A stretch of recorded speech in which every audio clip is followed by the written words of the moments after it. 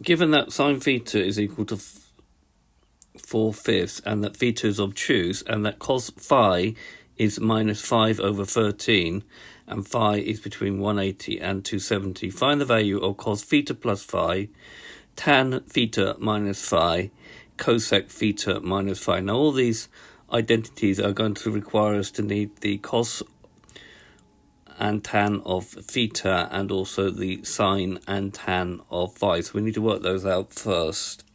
So sine theta is 4/5. Theta is obtuse, which means it's in the second quadrant. So in this quadrant, we need to draw a line. This is the angle theta. We'll drop down this line here. Now sine is opposite over hypotenuse, so this will be the opposite side. This will be the hypotenuse.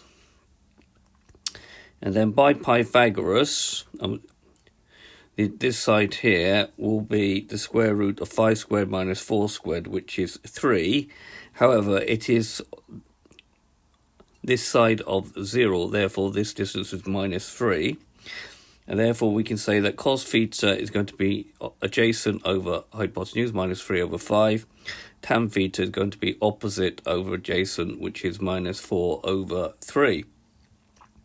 Doing a similar thing for cos phi. Cos phi is minus 5 over 13, and phi is in the third quadrant. So drawing my angle here in the third quadrant, dropping down this perpendicular here.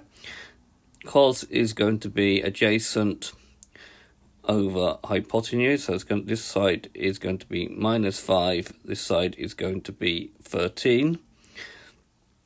Using Pythagoras to find this side here, the opposite side, is going to be the square root of 13 squared minus 5 squared, which is 12.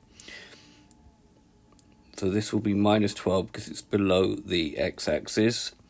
Therefore, we can say that sine phi is minus 12 over 13.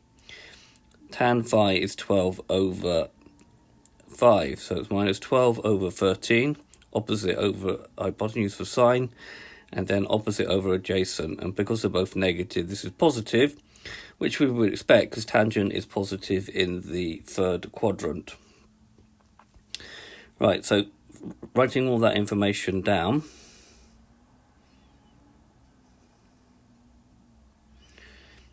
We're going to use that now. So in the first case, we've got cos theta plus phi. That's cos theta cos phi minus sine theta sine phi.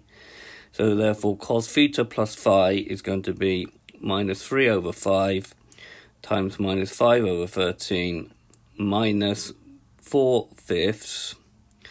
So let's just go back to here. That's tan cos theta minus 3 over 5. Cos phi is minus 5 over 13, and sine theta is going to be 4 over 5, and then sine phi is minus 12 over 13, sorry. Multiplying these out, negative and negative makes a positive, so it's 15 over 65. This minus will combine with this minus here to make a plus, and 4 12s are 48 over 5 13s, which is 65. 15 plus 48 is 63, so we get a final answer of 63 over 65. So writing all these out again here, we've got sine, cos, tan, what we found in the first part of the question. Part B, we need to do tan theta minus phi, so that's tan theta minus tan phi over 1 tan theta times tan phi. So tan theta minus phi is going to be tan theta, which is minus 4/5, minus tan phi, which is minus 12 over 5, over 1 plus tan theta, which is minus 4 over 5, times tan phi, which is going to be 12 over 5. Okay, common denominator here of 15, so that will give me minus 56 over 15, so it's 3 12s. And here we've got 20. So it'll be minus 20 minus 36, which gives me minus 56 over 15. Then here we're going to get 1 plus, so it'll be 1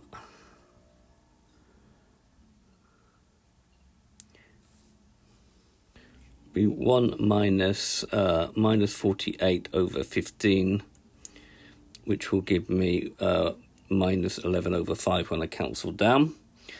And then that will give me 56 over 33. So basically minus 56 over 15 times 5 over minus 5 over 11 will give 56 over 33. Now in the final one, again we've got all our information there in summary. Final one, we've got to find cosec of theta minus phi. Cosec is 1 over sine theta minus phi, so we can just do 1 over the expansion of that, which is sine theta cos theta sine phi. So cosec of theta minus phi will be equal to 1 over sine theta 4/5 times cos phi minus 5 over 13. Be careful with sines. Minus cos theta, which is minus 3 over 5, times sine phi, which is minus 12 over 13. And that will give me 1 over, this will give me minus 20 over 65. And this will give me, this will be minus minus, which is plus, but we've still got another minus there. So that will give me minus 36 over 65, which will give me minus 1 over 56 over 65, which is minus 65 over 56. Okay, so given values of sine and cos in different quadrants, it's possible to work out the value of compound angles using that. I hope you've understood, and I thank you very much for watching.